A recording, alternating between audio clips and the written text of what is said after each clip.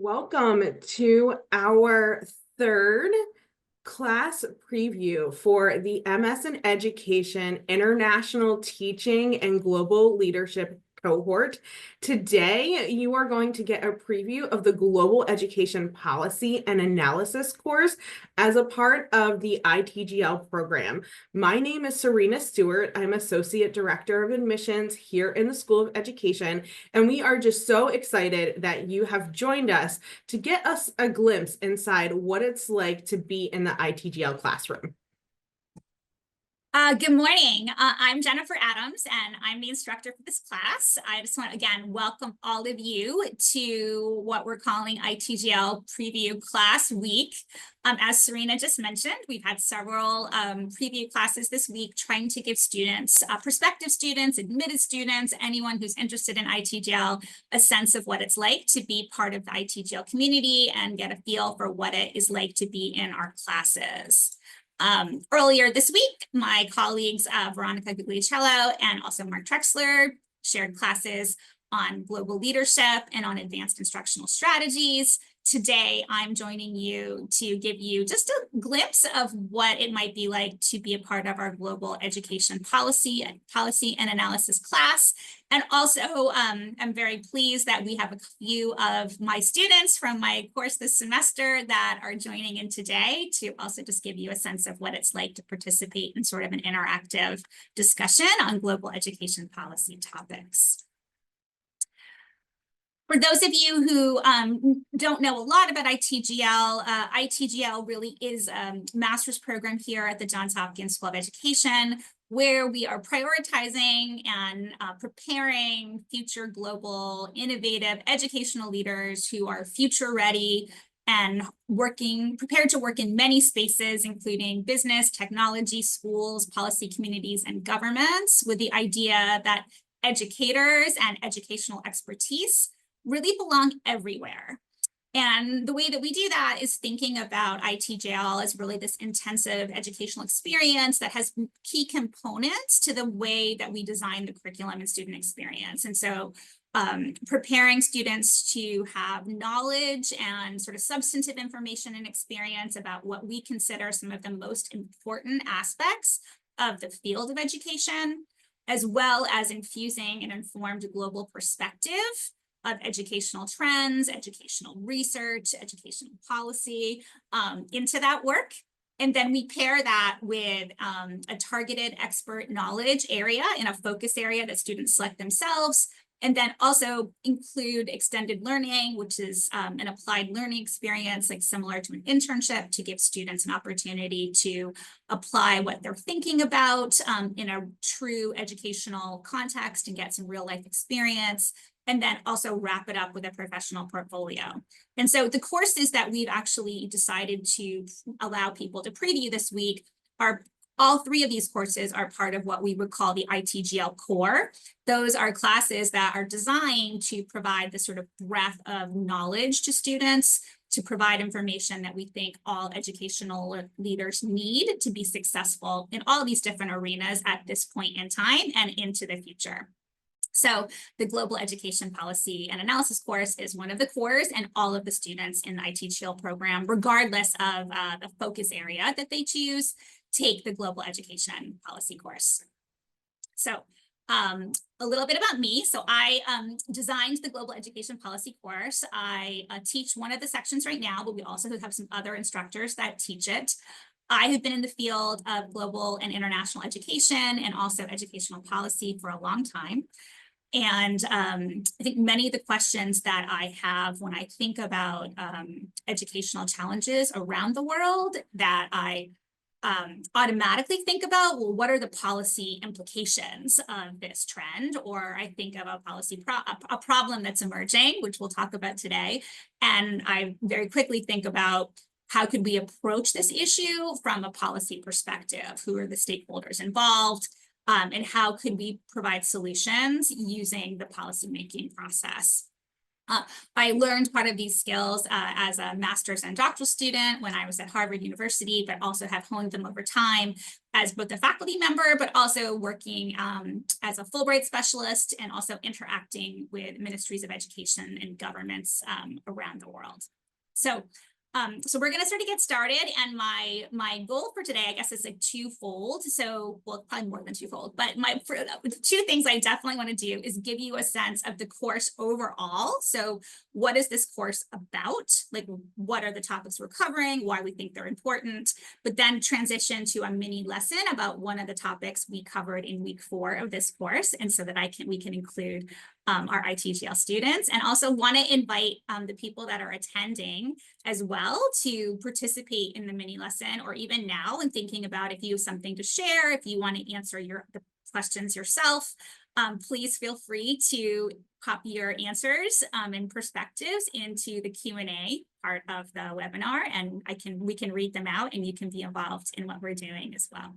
So before we get started on the actual sort of course content, I wanted to sort of pose this question. Why does education policy matter? Many students who start taking this course from the beginning maybe haven't been in a policy environment previously, or they've been a teacher, or maybe they've been working in another field like accounting or economics. And they wonder, like, why do I need to learn about educational policy? How might it affect my day-to-day work as a future education leader in the future? Any thoughts there? Like, why is it important to study global education policy? Like, why does it matter?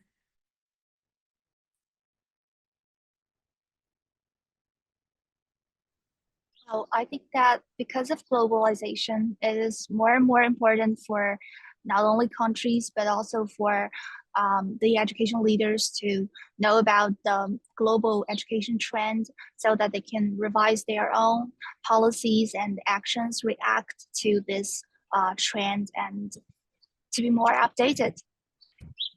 Yeah, no, I totally agree with that. I think that one of the things that you're hitting on there is that global education leaders are in a space right now due to globalization that policy making just doesn't happen within borders. So I really like that you talked about responding to global trends, because I think educational leaders are affected by global educational trends, also external economic pressures, and then also internal reforms, like all at the same time. And so thinking about how these different trends like intersect is an important part of being a leader and working in the policy space, working in the educational space, even if like you're starting an ed tech company or you're working as like an entrepreneur, and understanding of the wider system.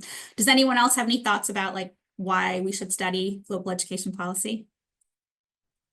It can, oh, well, oh, all right. Oh, All right, you can just start.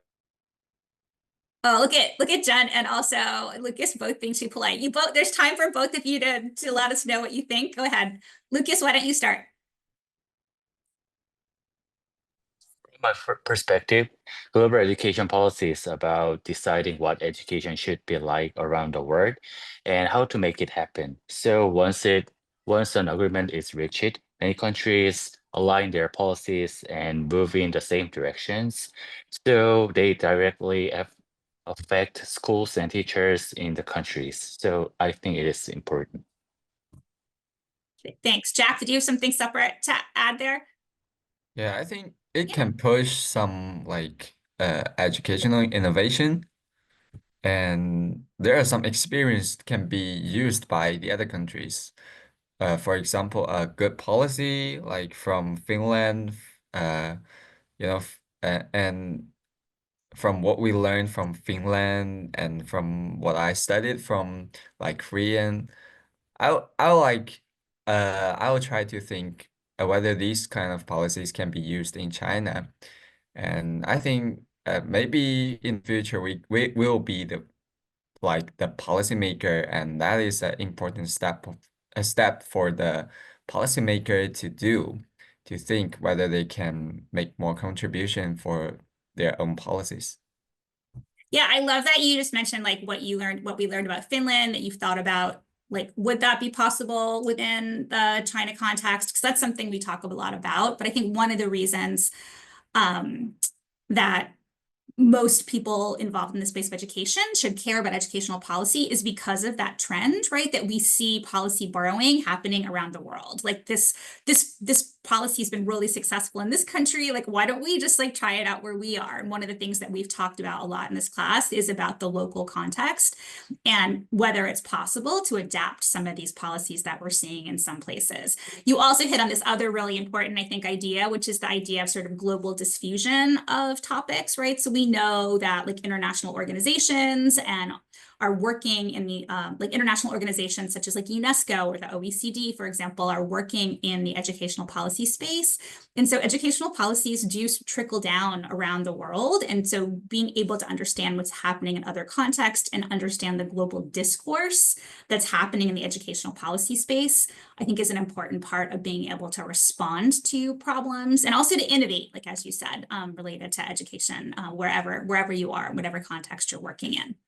So with that in mind, this is what we try to do in the global education and policy analysis course. Like first, like we are working on identifying what are global influences, whether they're demographic changes, whether it's the climate crisis, right? What are some global influences that affect educational policy around the world?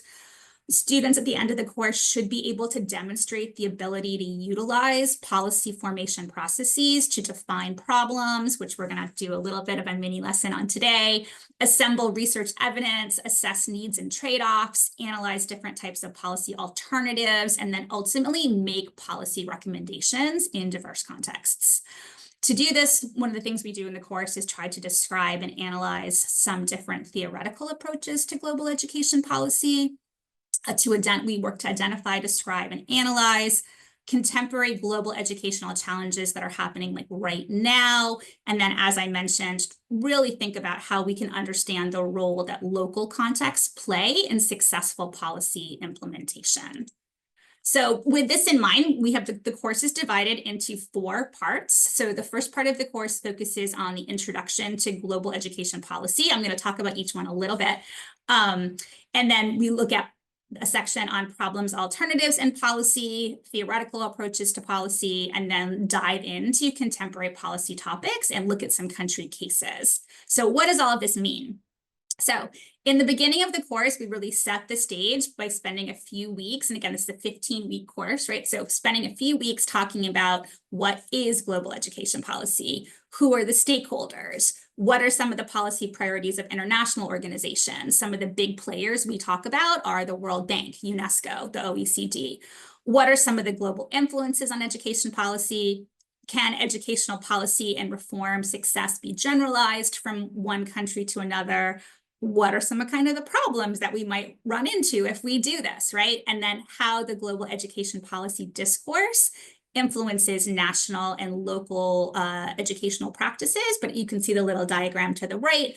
Also, how national priorities actually influence what's happening in the global discourse, right? And how countries, just even at the national level, are influencing each other. So we think about this work to provide a backdrop to learning about the policymaking process.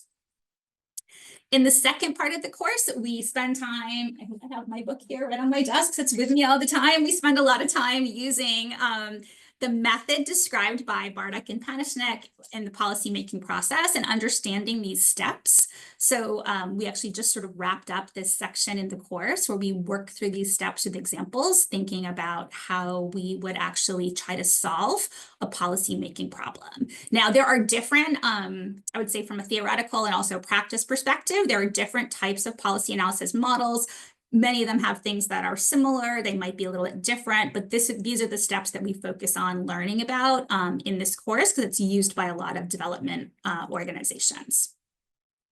Then we move on, and this is where we are right now, to talk a little bit about some of the theoretical approaches. So modernization and human capital, like why do countries invest in education? What role does educational policy play when a nation thinks about economic development and providing the skills for the labor force and also providing the social skills for society and like civic society and building citizenship? We've talked about the neoliberal approaches to education and the way that the market-oriented approach to schooling has defined educational policymaking for like a long period of time and how that has played out in different parts of the world. And then again, in more recent years, thinking about the world society theory perspective and how educational policies really are part of this process of global diffusion around the world.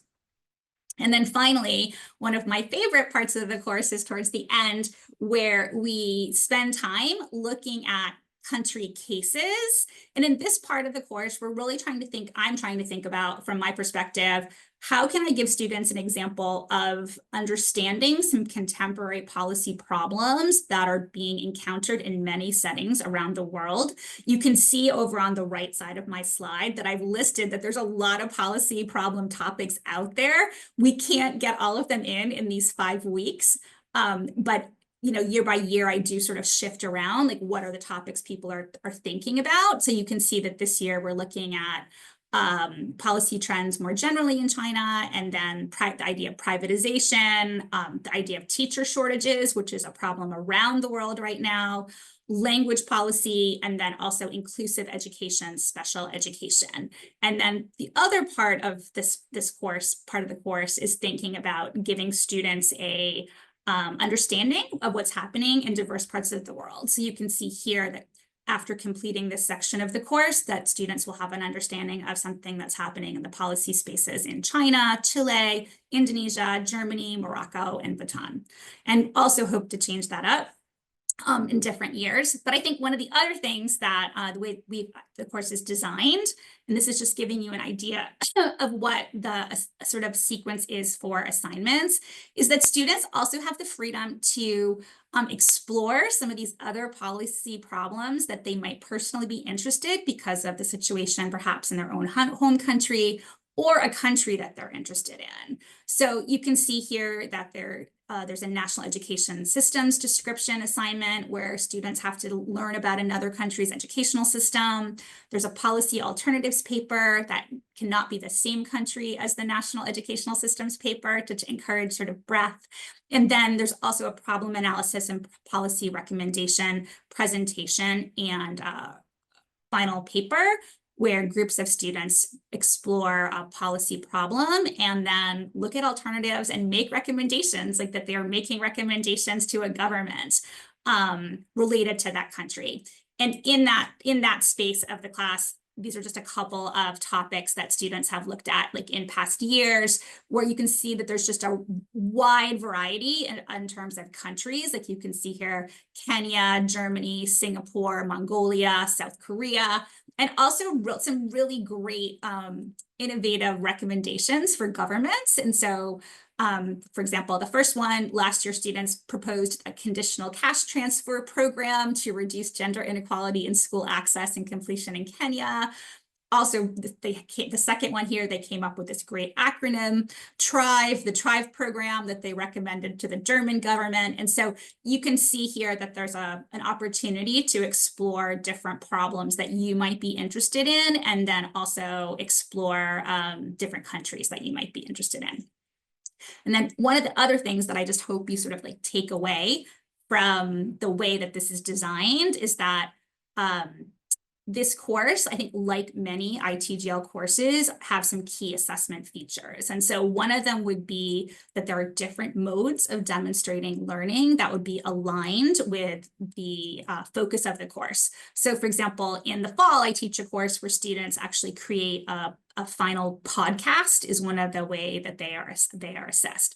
This course is focused on actually policy making and getting the attention of like the public and policymakers. And so the assignments really are policy brief type documents or policy recommendation documents, but also there's a lot of emphasis on presentations because policymakers are talking about what they're doing and why. So you can see here that students actually are presenting what they know, but they're also like writing about what they know to develop different types of communication skills. You might also notice that students are not just writing or presenting by themselves. So in the policymaking space, people are working together all the time in different configurations. And so there is one assignment where students are writing a policy on alternatives paper that they actually just turned in on Tuesday to free themselves of work before spring break. So I'll be reading those next week. But the other assignments for the course are done either in pairs or in groups to create an environment where people are working and learning from each other, but also to develop that sort of collaborative communication skill that you need in the real world. There's an opportunity to learn from feedback on prior assignments before submitting next ones. And then just highlighting the green box there is that there's an important role in the course for class engagement. And so this really is an interactive discussion class. And so expect students to be participating in class, both from a what did they take away from the readings before the class, but also what do they think, right? So I hope we'll get that a little bit more later when we just shift in a minute to our mini lesson, but I'm really interested in like students reflecting on their own experiences and how it connects to the policy making process. And with that in mind, I want to say like participation is about 25% of the course grade in this course. And I ask students to actually do self-assessments of how engaged they are in the course midway through and then towards the end of the course as well. So this is just, I guess, big picture overview of what we're doing. And so now I just wanted to give everybody like a sense themselves of what it might be like to learn about some of these topics and to sort of join in and share in learning about problem definition in the policymaking process. And so, as I said, from a pedagogical perspective, we really emphasize like an interactive discussion in the course where I do some lecturing, but draw on readings and other experiences, but then also really want to involve students in that learning. And then the other piece would be that I really believe in applied learning and practice. So often we try to do things. So like in the policy making book, if we're learning about a step, students spend time as a large group with me sort of trying to apply that technique to a problem, but then often spend time in small groups towards the end of the class trying to work and practice these types of skills before they might have to demonstrate them in an assignment or in the real world. So today I thought that we would talk a little bit about this role of problem definition in the policymaking cycle. And this is something that we start week 4, like the policy making section of the course, with this idea, thinking about what is a problem. In the Bartek and Pachnik book that we use, there are 8 steps of policy making. And in our first sort of like look at that, we jump in with steps like 1 through 4. So students come to class having really digested like what are steps 1 through 4, like with the reading. And then I've added here, Bartek and Pachnik sort of start this process with like, let's define the problem. Some policy making steps in like literature also sort of separate what I would call agenda setting and assessing the big situation from defining the problem. And so we're going to talk sort of about both of those strategies here today in class. So like, how do we figure out what the situation is and like if there's a problem? And then once we think that we're there, like how we would come across defining a problem. So I guess one of the things that we want to start thinking about is like, how does something become a problem in the first place, right? So how does just some event like get on people's radar and people decide that, oh, this is a problem that we like need to solve? Any of our ITGL students or anyone online have any thoughts about how do conditions become problems in the first place? For me, I think some conditions has existed for a long time, but they become problems when it's like the last straw. Like the glass just tips over with some big news on social media. So I think like it's that very extreme event where it makes people really reflect on these conditions. Do you have anything in mind? Can you think of anything from your own experience, finding that sort of falls into that model? I guess for me, not really an educational problem as much, but maybe in Vietnam, where quite recently, I think like a year or so ago, where people found out there was a lot of corruption during COVID times, and it was news about it. And it started this whole wave of, oh, like actually this is a problem. And it makes people act on it. Yeah. Yeah, what I like about what you just said was that like a lot of, in many instances, these conditions, right, have existed for a while, right? And I think one of the things that's not really in the Bartik and Patashnik book, but that we talk about a little bit, is drawing on some of John Kingdon's work, which is a little bit older but seminal in the policymaking space, about when has a problem's time come, right? Like when has it emerged to the surface and become something that we all sort of care about addressing. And so one of the things that you mentioned was there was like an extreme event, or maybe you see it on like social media, right? That might be one way that a problem, a condition emerges to people's radar and becomes a problem. Does anyone else have any other thoughts about like how that might happen, either based on your own experience or understanding the policy process?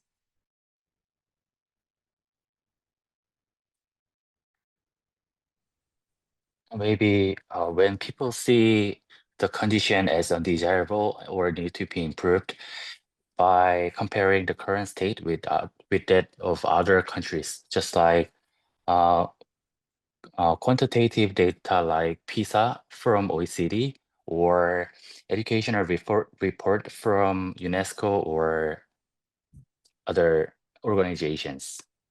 Yeah, that's both of these are great. So both with Fungsad and also like Lucas. So I think that's something we think about in this course also a lot, because we do have this global perspective, right? So people often move things from conditions and like reality sort of into this problem space by comparing their current conditions with values about the way they would like things to be, right?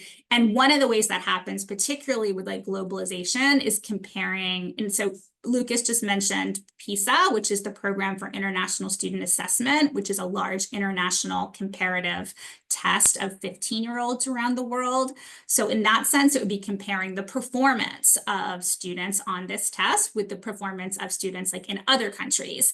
And actually, often the United States actually tends to perform in the middle of the pack on the PISA rather than at the top. And you see headlines in the New York Times or the Washington Post that are like American 15-year-olds don't understand math, or there'll be some kind of headline, about that. So based on what we know from policy theory, both what Fang is saying and also Lucas here are really important ways for conditions to be something that become problems. Another way is to think about a particular condition sort of moving into another category. And like what I mean by that is like sort of reframing it. So maybe initially you think, even the PISA the test score problem, maybe you think of it as like an innovation problem, like how are students going to innovate for the future, and that doesn't get traction. But if you think about it in terms of like equity, like you might move it to another sort of value category, and that might help you turn a condition into something that we see as a problem. But Lucas just mentioned PISA in terms of like how conditions become problems. So I did want to just show a little bit of real world example here for that. And so international standardized tests and comparing performance of students around the world often are something that countries do. And when students do well or don't do well, like Jack mentioned Finland. Finland got a lot of attention because out of nowhere, all of a sudden they were in like 2012, they were scoring very highly on the PISA tests. Why do countries care about this? Like, why would how students do on international exams? Like, why do people care about that? Like, how does it, why does it sort of get policy traction? Any ideas?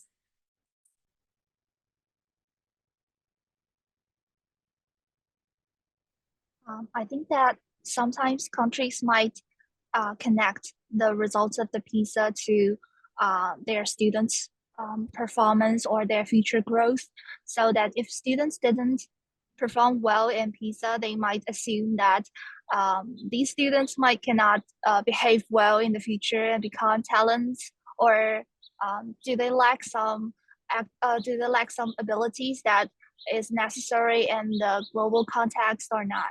Yeah.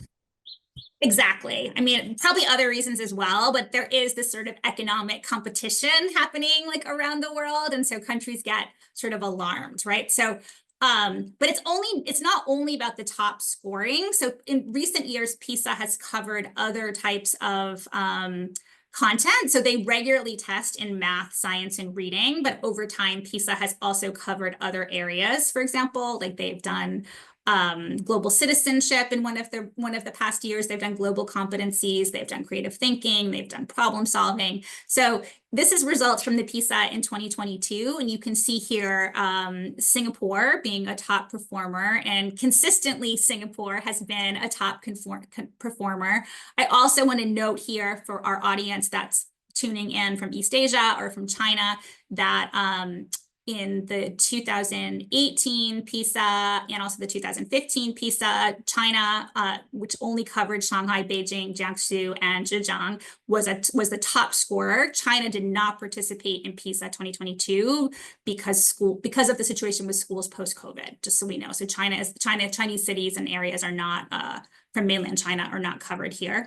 But you can see here, in this case, we see, I just want to look at the example of Hong Kong for a moment. So we can see here that Hong Kong is actually doing pretty well if we think about, and again, many countries around the world participate in the PISA, like close to 100 countries participate in this actual test in most years. So Hong Kong looks like it's doing really well here if we look at math, science, and reading.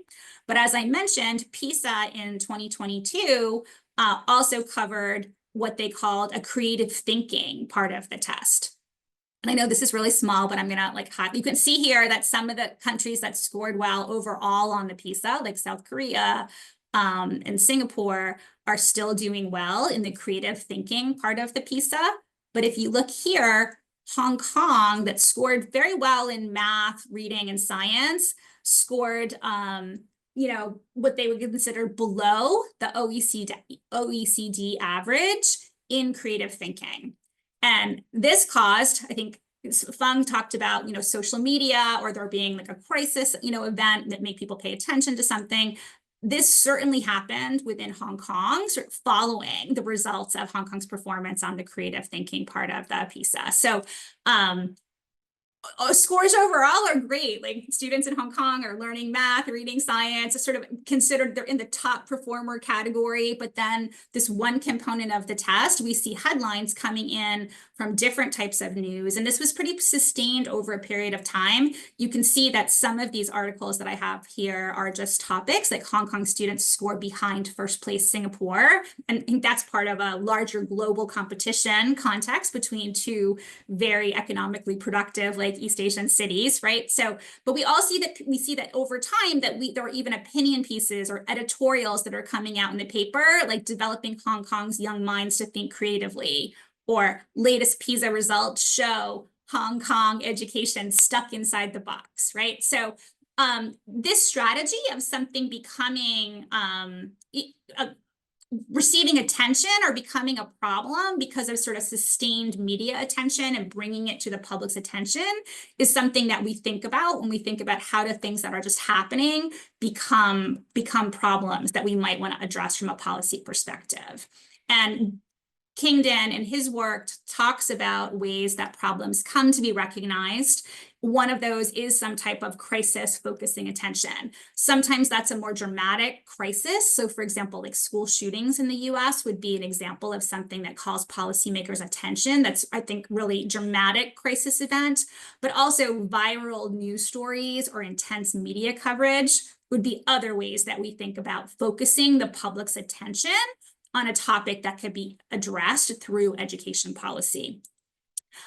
Kingdon also talks about other ways, such as a gradual accumulation of knowledge. And I think this also sort of relates to what Lucas was talking about too, in that like there might just be an international organizational report, or you take that plus statistics, like information just sort of is coming out over time, and people think, this doesn't look great when I compare it to other places. And then another way this often happens is through a political process, or say election results. So for example, recently there was an election in Indonesia. The new Minister of Education there is very focused on rural education, for example. So there might be a problem that may not have been recognized prior just because of the focus of a new political appointee or someone who's won an election, right? So Again, I know we're moving quickly because we don't have 2.5 hours. We just have a short period of time. So sort of bringing you back to this sort of policy cycle that we are thinking about, like in this class, that there's this literature about like, well, hey, how do we know if something's a problem? How do we recognize it as a problem? But in order to move forward with actually gaining public participation and public action, and then also moving into the policymaking process itself, we actually need to define the problem. So this is like a key part of the policymaking problem that we process that we just call problem definition. So why is this part like important? And Bartik and Padishnak would argue that it's one of the most important parts of policymaking. Like why? Why does problem definition matter? Does anyone have any thoughts on that? Because I think we gotta make sure that this problem or this condition is a kind of problem. Like I remember what I've analyzed for 高考 in class, and as a result, I'm going to interrupt you for 1 second there, Jack, because I'm not sure who's participating. So the Gaokao would be the national college entrance exam in China. And Jack did a great reflective paper talking about this, but go ahead, continue. Yeah, college entrance examination, and I think the mainstream of uh I would say the social media in China may sometimes define 高考 as a problem, but actually the result I've been studied for is that 高考 isn't the problem, or it isn't the source of the problem. And actually the source of the problem is actually the stress from the job marketing or something. So I would say, and if you want to define the problem, you should make sure that it is the source of the problem and it is not the symptom of the problem. So Yes. that's why it is so important. That's totally right. Exactly. So that's something one of the steps or one of the pieces that we learn from Bartik and Padishnak is that, is the problem actually the problem? Like, is it a symptom?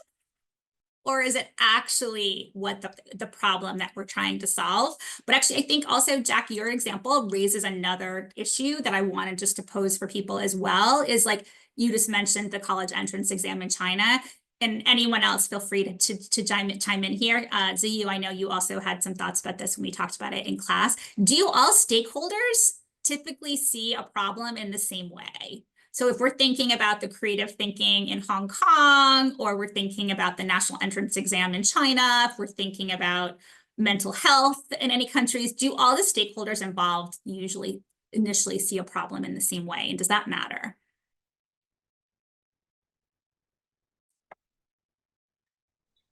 Of course, they don't see the problem in the same way because they all have their own benefits, so that they tend to stand in their own shoes to see the problem.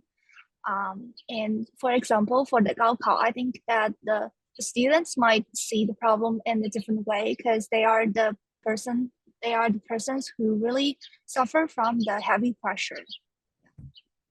And so there's the students are suffering from pressure, right? But then who are other stakeholders who might matter, like when we think about?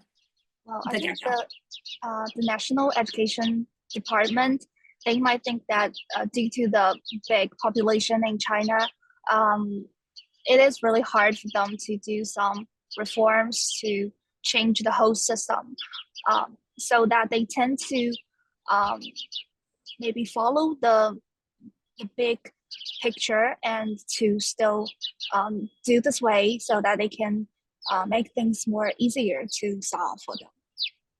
Exactly. I think one of the things we talked about in class was that with the example, the Gaokao example, for example, there are, there's a parent perspective, there's a student perspective. It's like if there are teachers, there's the policymakers, there's universities, that there are so many stakeholders that might perceive the problem like in different ways.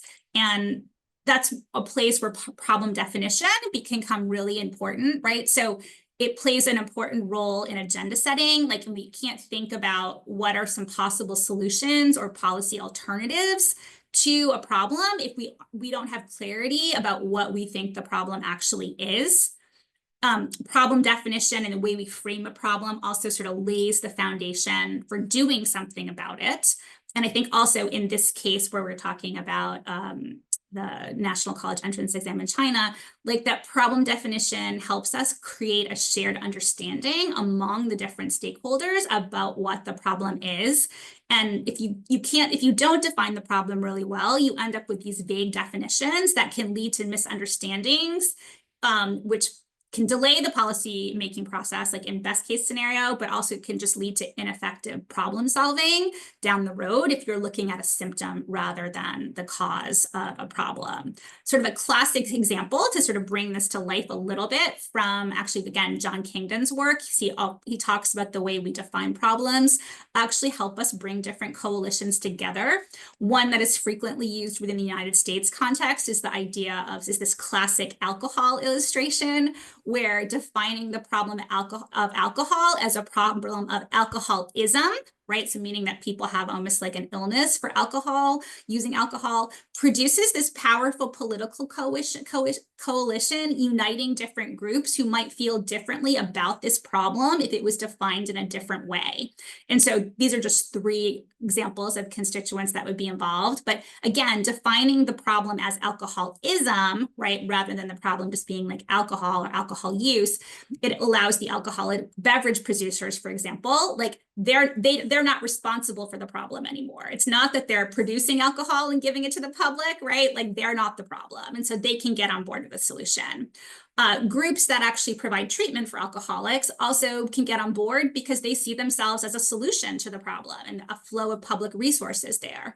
And then the general population of people in America that consume alcohol are also more likely to participate in this type of policy solution or programmatic pollution or solution because they see their own drinking is also not the problem, right? So it's the way that the problem has been framed that bring together different people to work together towards a solution. So, and I know we're getting close on time here, so I want to talk just a tiny bit more. If we bring ourselves back to sort of this problem that we just saw from Hong Kong, right? That there's this what I would say from the news cycle, we see there's this undesirable condition that students in Hong Kong are exhibiting lower levels of creative thinking compared to students in other countries. How do we begin? Like, how do we start defining this problem? Like, where should we start? Like, what do you guys think?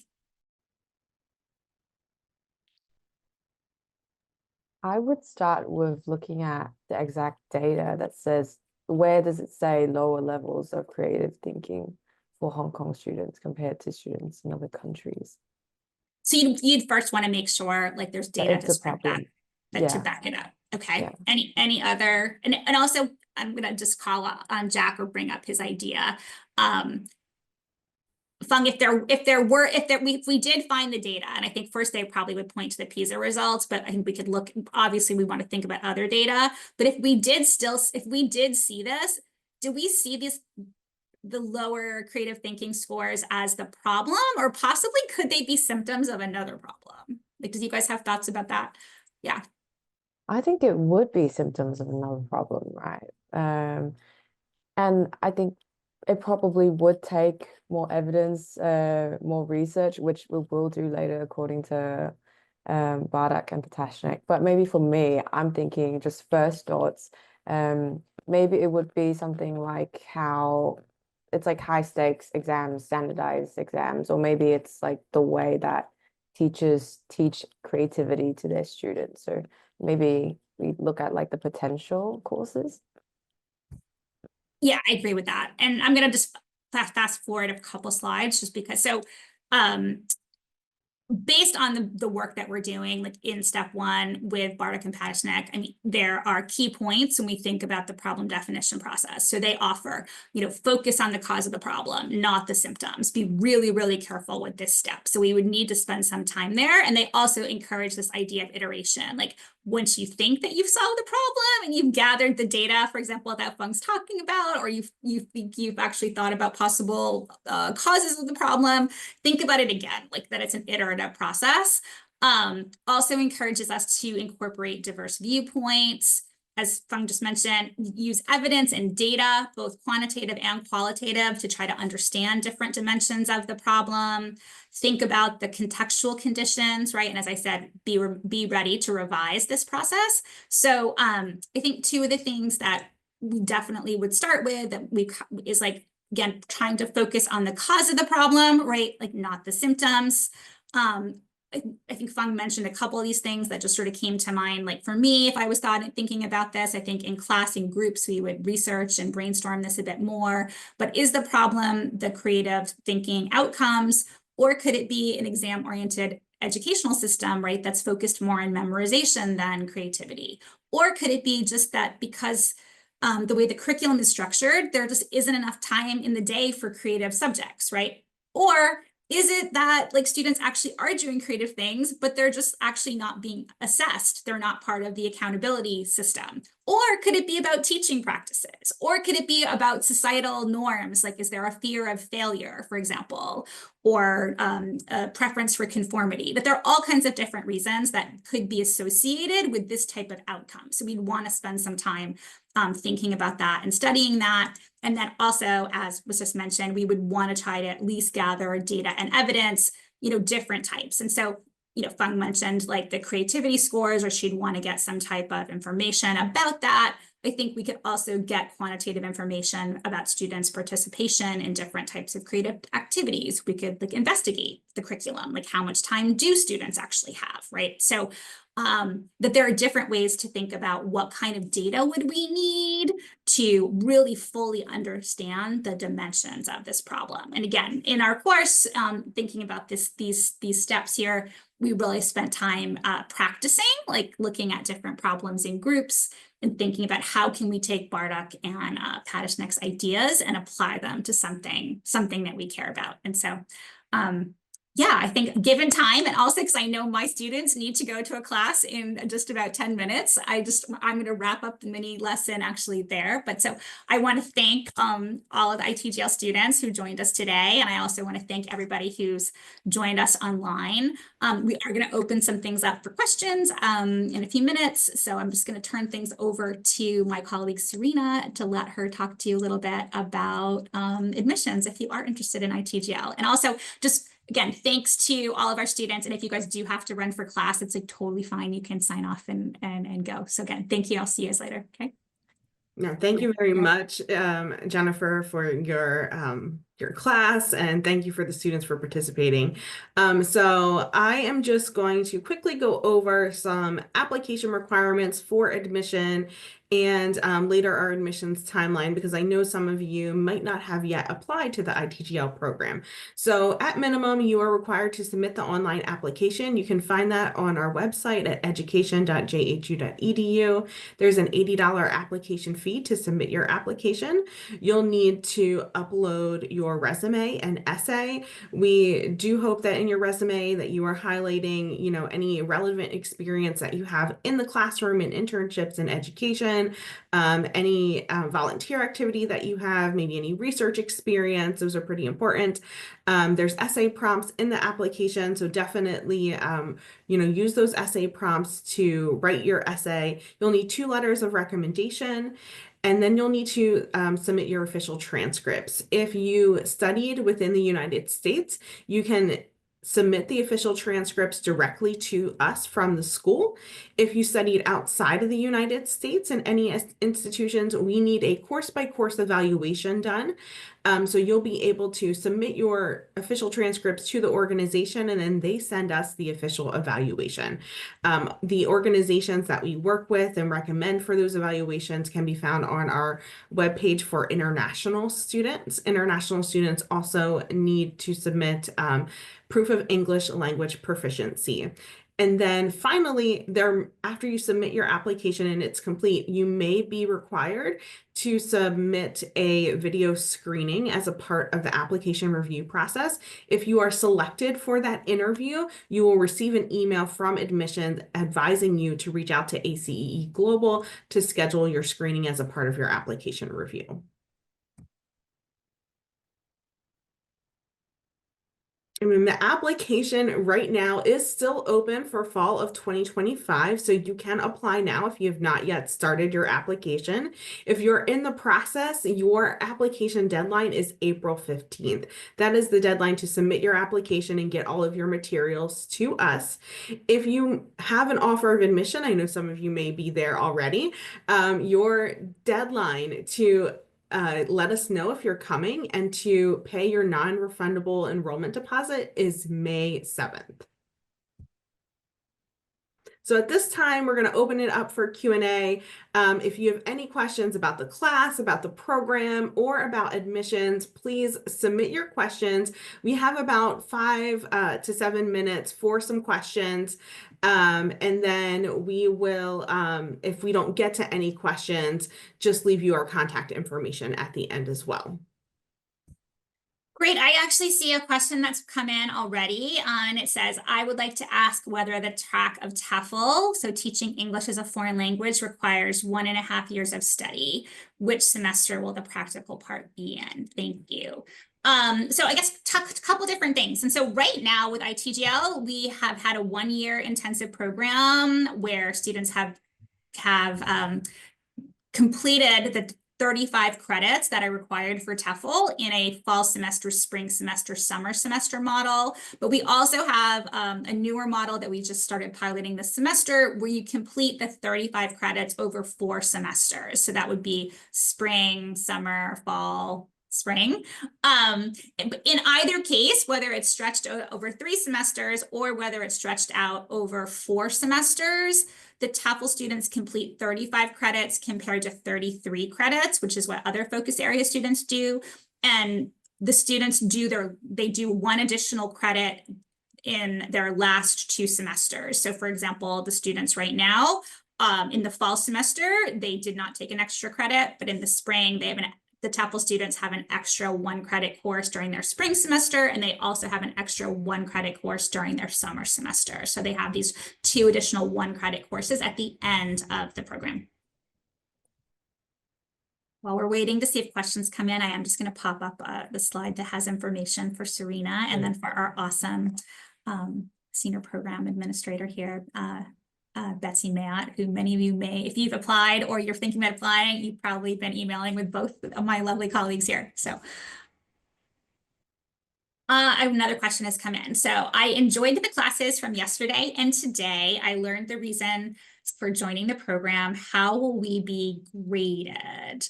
Well, so I guess I think I understand your question. So I think with the different classes. So I know that Dr. Trexler taught yesterday, and I think one of the things about, university graduate education in the US is that there is a lot of instructor discretion so it's not that all ITGL courses are graded in the same way, right?